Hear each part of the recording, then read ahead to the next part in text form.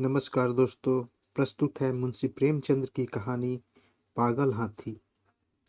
मोती राजा साहब की खास सवारी का हाथी।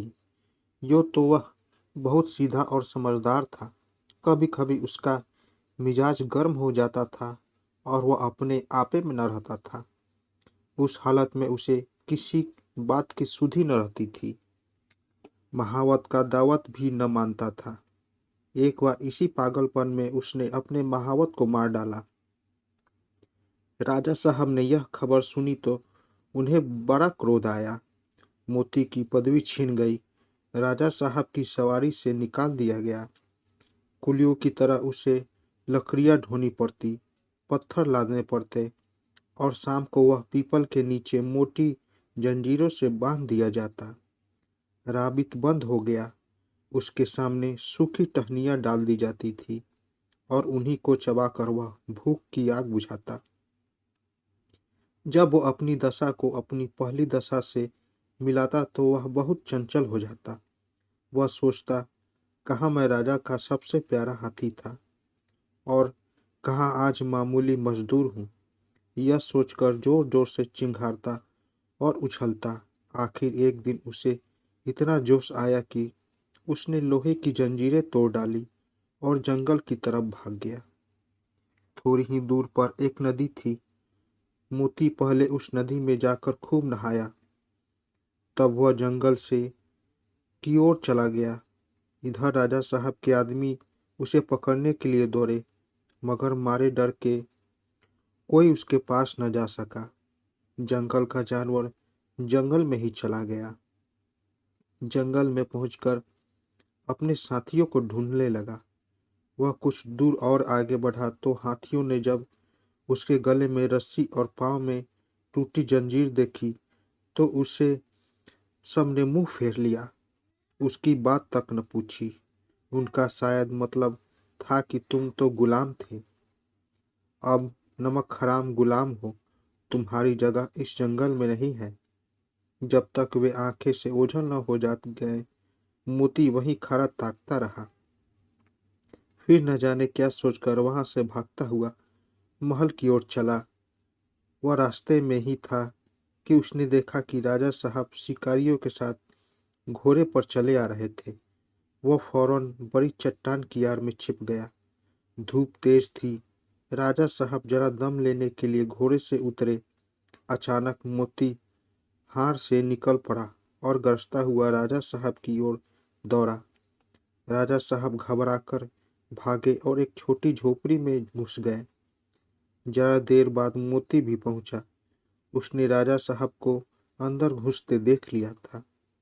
पहले तो उसने अपनी सूंड से ऊपर का छप्पर गिरा दिया, फिर उसे पैरों से रौंद कर चूर चूर कर डाला।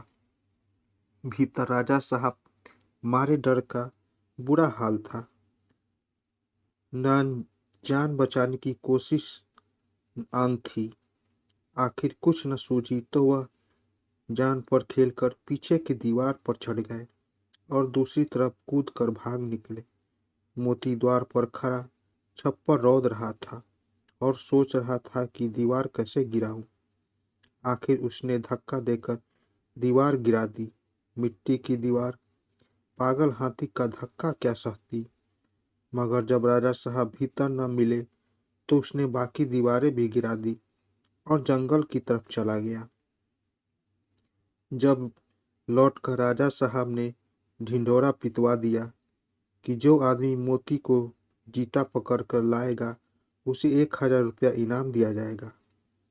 कई आदमी इनाम के लालच में उसे पकड़ने के लिए जंगल गए, मगर उनमें से एक भी वापस न लौटा। मोती के महावत का एक लड़का था।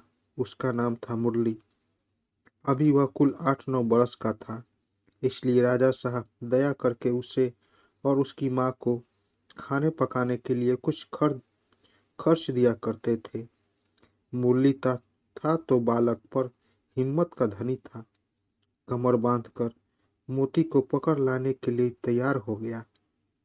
मगर माँ ने बहुत तेरा समझाया और लोगों ने भी मना किया, मगर उसने किसी की एक न सुनी और जंगल की ओर चल दिया। जंगल में गौर से इधर उधर देखने लगा। आखिर उसने देखा कि मोती सिर झुकाए उसी पेड़ की ओर चला जा रहा है। उसकी चाल में ऐसा मालूम होता था कि उसका मिजाज ठंडा हो गया है। जब ही मोती उस पेड़ के नीचे आया, उसने पेड़ के ऊपर से पुचकारा, मोती। मोती इस आवाज को पहचानता था, वहीं रुक गया और सिर उठाकर ऊपर की ओर देखने लगा। मुरली को देखकर वह पहचान गया। यह वही मुरली था जिसे वह अपनी सूंड से उठाकर अपने मस्तक पर बिठा लेता था। मैंने ही उसके बाप को मार डाला है। यह सोचकर उसे बालक पर दया आई। खुश होकर सूंड हिलाने लगा। मुरली उसके मन के भाव को पहचान गया।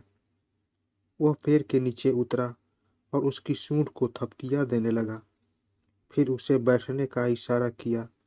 मोती बैठा नहीं।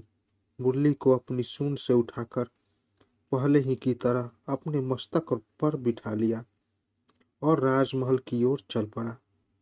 मुरली जब मोती को लिए हुए राजमहल के द्वार पर पहुंचा तो सबने दांतों तली उंगली दबा ली। फिर भी किसी की हिम्मत न होती थी कि मोती के पास जाए।